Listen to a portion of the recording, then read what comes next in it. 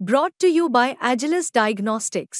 Health test की बात आती है तो मैं भरोसा करता हूँ India's largest diagnostics company Agilus Diagnostics. खुद को टेस्ट करते रहो।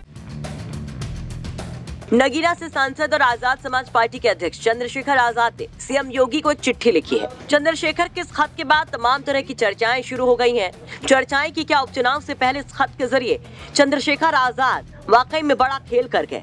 क्या चंद्रशेखर के इस खत ने एक तीर से कई निशाने वाला काम किया है? दरअसल इस खत में चंद्रशेखर आजाद ने दलितों को लेकर कुछ जानकारियां मांगी है। राज्य में जातिगत उत्पीड़न की घटनाओं पर गंभीर चिंता जाहिर की है, जिसमें प्रशासन पर, अधिकारियों पर सवाल उठाए गए हैं। तो दलितों के खिलाफ हो रहे अत्याचार पर पुलिस थानों में एफआईआर दर्ज करवाने में होने वाली परेशानियों का जिक्र भी किया गया है। साथ ही विभिन्न विभागों में कितने अपर मुख्य सचिव और मुख्य सचिव SC/ST वर्ग के तैनात हैं, ऐसे 7 सवाल भी पूछे गए हैं। पहले देखिए चंद्रशेखर का ये खत, जिसमें वो लिखते हैं, मैं आपका ध्यान कई SC/ST संगठनों द्वारा पूर्व में उठाए गए एक महत्वपूर्ण मुद्दे की ओर आकर्षित करना चाहता हूँ। आबादी के हिसाब से उत्तर प्रदेश देश का सबसे बड़ा राज्य है।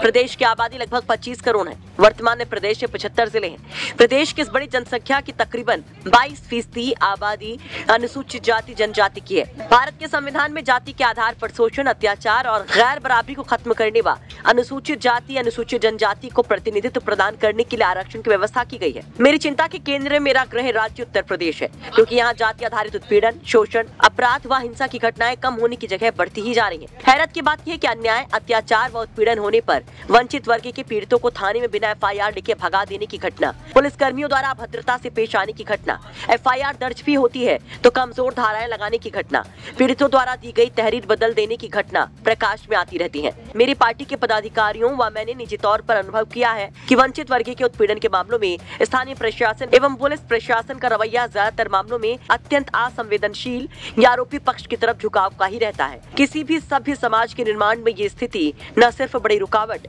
बल्कि पीड़ादायक भी है। अब जरा वो भी जान लीजिए कि वो कौन से 7 सवाल यहाँ पर उठाए गए हैं चंद्रशेखर की तरफ से, जिनका जवाब मांगा गया है। पहला सवाल, उत्तर प्रदेश के विभिन्न विभागों में कितने अपर मुख्य सचिव और मुख्य सचिव SC/ST वर्ग के तैनात हैं? उत्तर प्रदेश के 75 जिलों में अनुसूचित जाति, अनुसूचित जनजाति वर्ग से कितने जिलाधिकारी व अपर जिलाधिकारी कार्यरत हैं? उत्तर प्रदेश के 18 मंडलों में कितने कमिश्नर SC/ST वर्ग के हैं? प्रदेश के कितने जिलों में वरिष्ठ पुलिस अधीक्षक SC/ST वर्ग के हैं? प्रदेश के किन जोन में ADG और IG व किस रेंज में DIG SC/ST वर्ग से आते हैं? प्रदेश के कितने पुलिस महानिदेशक व कितने अपर पुलिस महानिदेशक अनुसूचित जाति और अनुसूचित जनजाति वर्ग से आते हैं? 7वां सवाल, प्रदेश के 75 जिलों में कोतवाली और थानों में कितने प्रभारी निरीक्षक अनुसूचित जाति और अनुसूचित जनजाति वर्गों से तैनात किए गए हैं? तो चंद्रशेखर आजाद यूपी में तैनात अनुसूचित जाति, अनुसूचित जनजाति के प्रतिनिधित्व पर सवाल पूछकर एक और योगी सरकार को घेर रहे हैं, तो वहीं उपचुनाव के पहले चंद्रशेखर ने एक तीर से कई निशाने भी लगाए हैं, जिसमें दलितों की दलील देने वाले